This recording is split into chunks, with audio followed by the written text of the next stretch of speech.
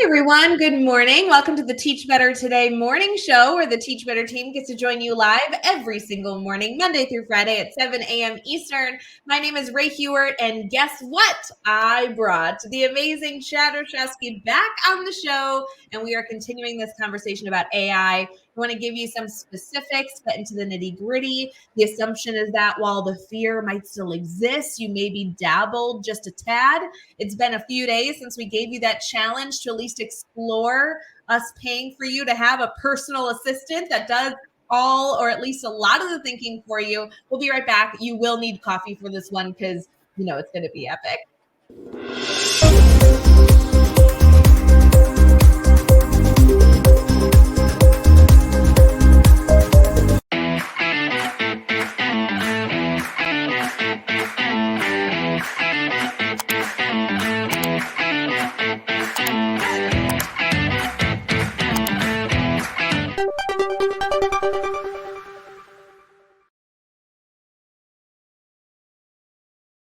Hey everyone, good morning. Welcome to the Teach Better Today morning show, streaming on Facebook, YouTube, Twitter, Twitch, and LinkedIn. Of course, also an episode on Teach Better Talk podcast. If you're not following us on all those platforms and you are an active user, please make sure you connect with our community. We kind of love to celebrate that our community is a little bit different on every platform, depending on what people enjoy. And we'd love to have you a part of every single bubble of the Teach Better family. For those of you who maybe didn't catch the show that we had on January 19th, we have the one and only Chad Ostrowski with us talking AI again. Chad, how you doing? I'm doing great, Ray. It's awesome to be back, as promised. Yeah, thank you. I did have you commit at the end of the episode that you were going to do another one. And I knew the moment we signed off, you were like, oh gosh, how are we going to do this? Yeah, that's right. I don't think you had too hard of a time getting a hold of me. Well, we talk often, but you travel a lot. Like you're constantly in school supporting so many different educators with different things. Obviously, mastery learning is a big part of what we do, but between our team, it's not easy to get people on camera in like a spot where they can have a conversation. So it's not always easy. Yeah, hotel room backgrounds don't look the best on the camera all the time. I have to say, though, you are really good at like answering your phone. Like if I call or text you, I can get you within like 5 or 10 minutes, no matter what. I feel like we're always in connection in that way. For sure. Always. You know, for those of you who may not be connected to Chad, obviously I had him introduce himself earlier. I'm sure you're familiar with me because you just can't get rid of me on the show. Chad, if you want to take over the host job, then they could be sick of you and not sick of me. I think you're doing too good of a job for me to even try, honestly. I love when you lie to me, buddy. It's the best. Guys, Chad is the CEO, co-founder of the Teach Better team, my favorite boss of all time. And I don't know. You don't really need an intro. I think you're pretty cool. Chad is the one on the team that I get to argue with the most. And we kind of have our loving relationship in that regard, don't you think? I absolutely agree. That's sort of how we function, I think, to find the best outcome, right? Totally. Like, I think that those times when we're dissenting or disagreeing, it's all for the betterment of whatever we're trying to achieve. So wherever we end up is better than we would have been if we didn't have the argument, right? So I'm always okay with that. Totally. I always joke, it's fun to have a teacher bestie, but if your teacher bestie only agrees with you, then they're just kind of a cheerleader and not somebody who's allowing you to grow. Chad and I will duke it out and have these great educational conversations, both come out better for it, and then be like, all right, love you. See you later. Hope you have a good day. That is accurate. That is accurate. It's the best. Chad, obviously we have a ton to talk about, so I kind of want to dive in, even though we could kind of goof off the whole time, but then Jeff Gargas would be upset. It's okay. Let him be upset. Last conversation we had was on AI. We focused on the fears of what AI is. And I mean, it's new, but it's also been around for a bit and, it's spooky. We also talked about the value of planning with AI, but we didn't really get into specific. So if it's okay with you, I'd like to kind of transition there. Can you give us big picture, especially for maybe our community here that didn't watch our episode on January 19th yet, I encourage you all to go back and check out that discussion we had. It was about a half an hour of just good challenges and reminders related to AI. But as far as planning with AI, what are some things that our community here should keep in mind? And then we'll get into some specifics. Yeah, so I think one of the big things we talked about on the previous session that I would like everyone to kind of take away from that is that use it to get over those mental blocks that you have in the planning process. Whether you're trying to create a lesson or learning targets or break down a standard, like use it as a thought partner so that you can start the process and the work that's important. And then in addition to that, whether it's what are my objectives for tomorrow? What are 5 ideas we can do this week to teach this concept? In addition to that, and I think another thing we articulated previously was that you have to be the expert in the room because no one is checking if AI is correct or not. So you need to use your expertise and your professionalism to look at whatever it gives you and then evaluate that. Pick what you want to use, forget what you don't, and then move on. But I think from a planning perspective, it's a really, really powerful tool, or especially if you're the only teacher in your grade level or subject, or you're in a smaller district and you don't have planning partners, this can be your planning partner. And I think that's something that we kind of hit home in our last discussion. But I think the other big thing we talked about was just giving it a try, being knowledgeable about what it can and can't do so that it's there if you need it, and not even necessarily saying that you have to use it. But I think that's where that challenge really came in. I think it was really appropriate to just try it so you know that it's there. And I was reflecting on that conversation after we had it. And one of the things I thought was funny is that I've never had a teacher try AI in any form, ChatGPT, Google Bard, like whatever it was, and be like, this is okay. Like I've never had a teacher be like mediocre about every single time, I kid you not, they're like, holy moly, I didn't know it could do this, right? Like no matter what the question is, they're always like, how did it do that? That's amazing. That's so cool. And it's like, once you move from fear to like that fascination, it's like a whole new shift in how you view that tool. And that's what it is. It's a tool.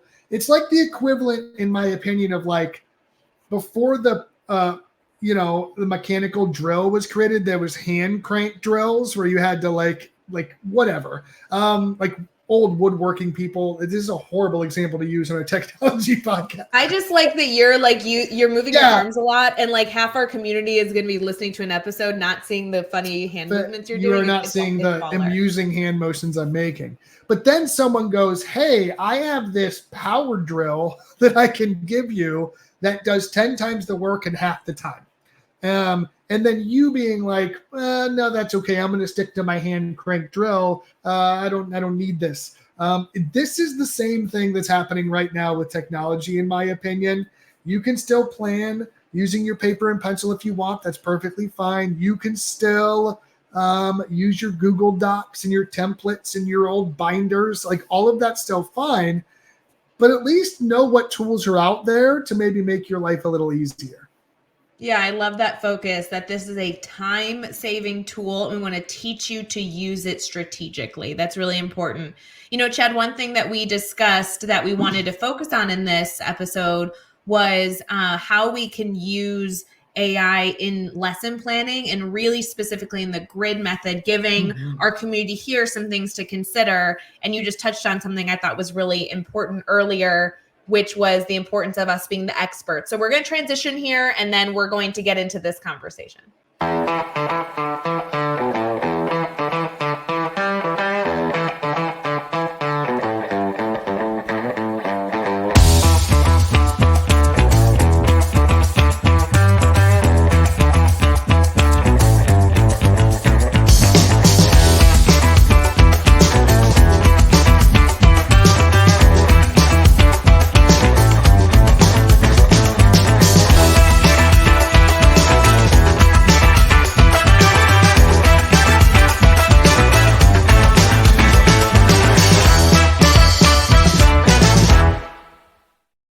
Hey everyone, welcome to the Teach Better Today morning show. We are in our team talk section, which we have every single episode to give you some food for thought, get you some educational information, and hopefully get you thinking as you head into the day.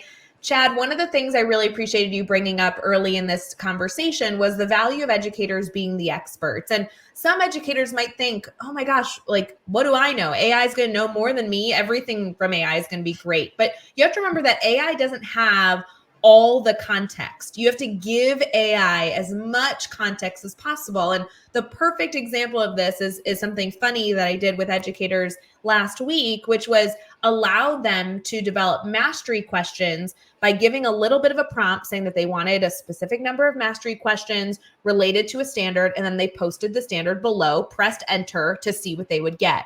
And they got so many questions. Truly, I think it curated 10 to 20, I think is what they asked for. And one of the teacher raised their hand and said, hey, listen, this is great, but my third grade students have no idea what these questions mean. Well, guess what? That's a perfect time to give AI more context, more feedback. The next prompt that you can give as the expert teacher is to say, okay, this information's good, but how can I phrase this appropriately so a third grader can understand it? And then allow those questions to regenerate. So the biggest focus of today, Chad, that I want to throw at you is how can we use AI in planning to help us with that specific kind of like adaptability phase where educators are still the experts, but they're saving time by using this resource?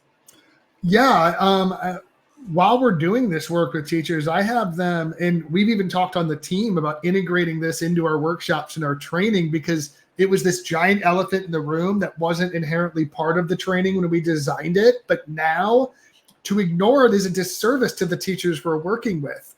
So now when we're working on building grids or breaking down standards or creating mastery questions, we're showing teachers these tools and going, if you're having a hard time, maybe use ChatGPT, maybe use Google Bard, maybe use Magic, like whatever those things are.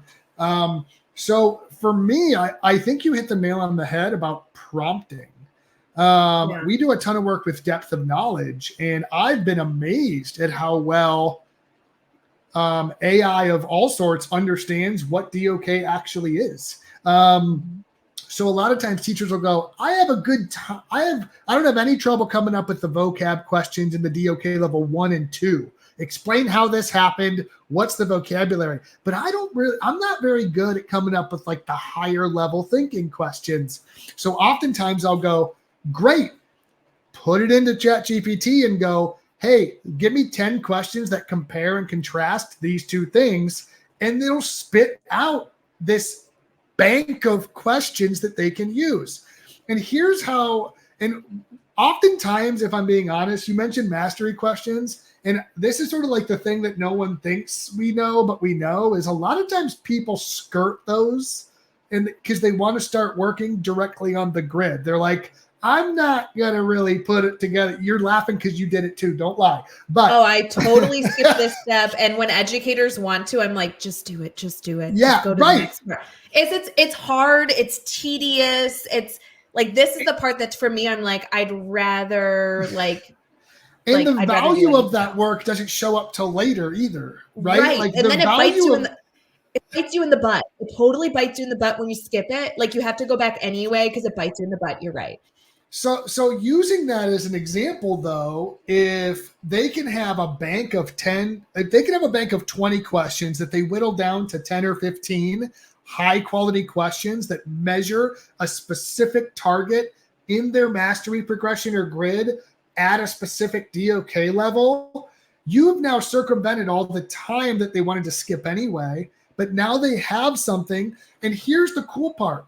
You can reciprocate and recycle those questions throughout your instruction and interaction with students. So I can now take this list of 10 questions that AI has generated. I can make a do now for the day 3 intro lesson. I can make a 5-point quiz for the end of level check.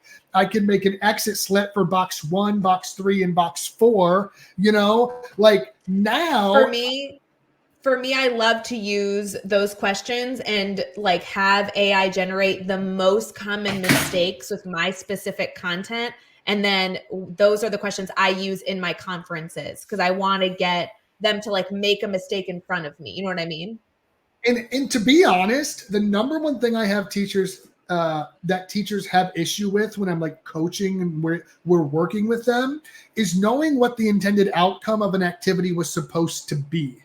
Right. Like they'll be like, did you do the quiz versus did you know the 3 things I need you to know from the lesson that the quiz told me you knew, right? Like those are 2 very different things. And a lot of times the reason that mystery is there is because of the logistics that exist within creating those components. So oftentimes we'll go, here's my lesson. I'm going to come up with 4 random questions that may or may not align or at the level that they need to, but I think it'll work. And as long as you do the quiz, you're ready for the next box or the next step in your mastery progression.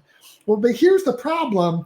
If I'm assessing you too low, I could be letting you move on before you're actually ready in a mastery-based system like the grid method. If the questions are too high or too complex or don't align with the learning opportunity, now I'm getting a false negative. So you might be ready to continue learning, but the answer that you're giving me is appropriate, but it's not answering the question because it's too high of a level. So if that same question was a level above on the progression, it might be perfect, right? So using AI to circumvent like the nitty gritty nuts and bolts of the work, I think can be a great way for then you to be the expert, right? And go, here's the question I need. That's exactly why I wanted you to do this activity. But then to your point, those conferences become even more critical. I would always know if a student was at a certain step in their grid or progression, what I wanted out of that step. And I was really good at this because that's like the whole point. But when teachers are first starting this, they kind of revert to the traditional mindset of you did the exit slip, you're good. But something that you can do that's really powerful is the action or the artifact of the assessment isn't the important. It's the student's ability to articulate their knowledge that represents that's important. So if you know what the outcome is based on a really good question, whether AI generated it or not, you can now verbally go, can you just explain this thing to me real quick? Or can you just do this? And you're going to know real quick if they're ready to continue learning or not. Well, and I love that reminder because my favorite part of using the grid method was having the time to conference with students because I loved, whether the conference was like 2 seconds or 2 minutes, I loved being able to celebrate the wins with them, like one-on-one or in small groups. And I like to have those strategic questions because more often than not, the misconception was not something that we couldn't solve within that moment. So I loved being able to have that follow-up conversation and to have those resources of exactly what I want to get out of the conversation helped facilitate that magically. That's awesome. I think that there's so many possibilities here with planning because we didn't even touch on, I think we did last episode maybe, but or last show we had, but gosh, like the value of like, I need a hands-on activity in the grid. I have a lot of like paper pencil activities, right? Yeah, like I just need like a different medium. And I would spend literally, I've done it. I want to say I won't do it anymore, but you know, I'm only human. But I've spent so much time on Teachers Pay Teachers finding the perfect like task card activity when now I can have AI generate exactly what I need. I can throw those questions in a table, cut them out and be done. Like, I'm not saying that there's not magic and having like the fancy stuff, but for me, I never typically, when I provided students with an activity, I really only required like half of it to be done. And the rest would be if they wanted to go back. But now I can give them just such robust practice that essentially I don't have to recreate the wheel every time they want more practice, which I really like. It's just easier. I mean, yeah, for math teachers, this should be a godsend.